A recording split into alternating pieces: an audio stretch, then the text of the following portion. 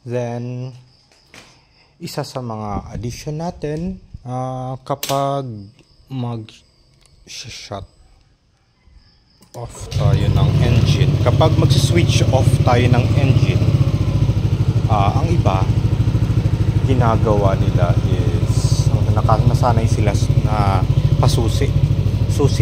Directly ino-off ang makina. So hindi pala siya magandang hindi siya na-advise na ganun ng magiging kinasanayang practice. So mahalaga pa rin na sa sa kill switch ng side stand tayo unang lagi mag-off ng makina. Dahil pag in-off natin sa kill switch, may marinig pa tayo yan na parang huni.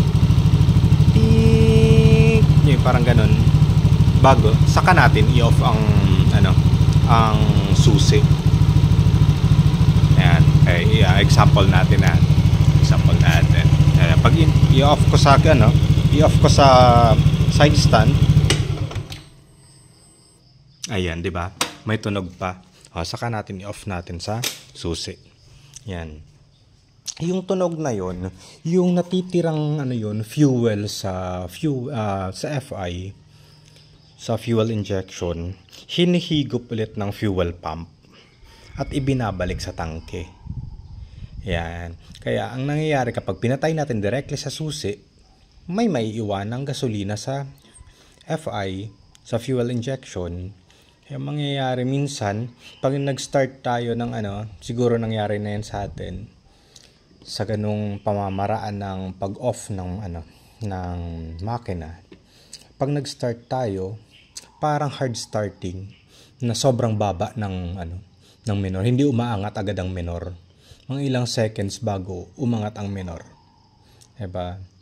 O kaya parang mangangamba tayo at parang ramdam natin palyado.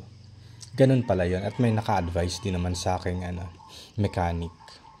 Yan. Kahit sa in-enroll ko to sa Yamaha sa Casa. Ganun.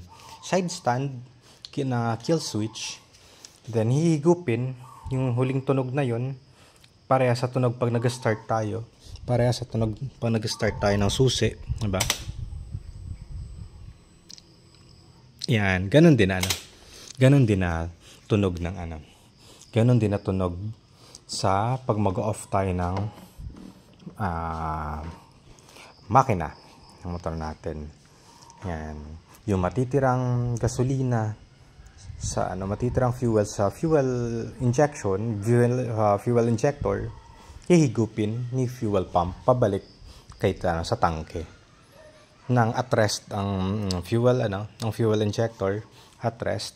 And preparation naman para sa pagpapaandar naman sunod, kakargahan na naman ni fuel pump si fuel injector ng fuel. So malinis ang agad aangat ang menor, magandang Yan. So ganyan talaga pag-ingat sa kahit sa sasakyan ganyan, 'di ba, ang process. Hindi agad-agad. May hinihintay, may seconds, may interval. Yan. Pag matik, ganyan talaga. Yan. Thank you.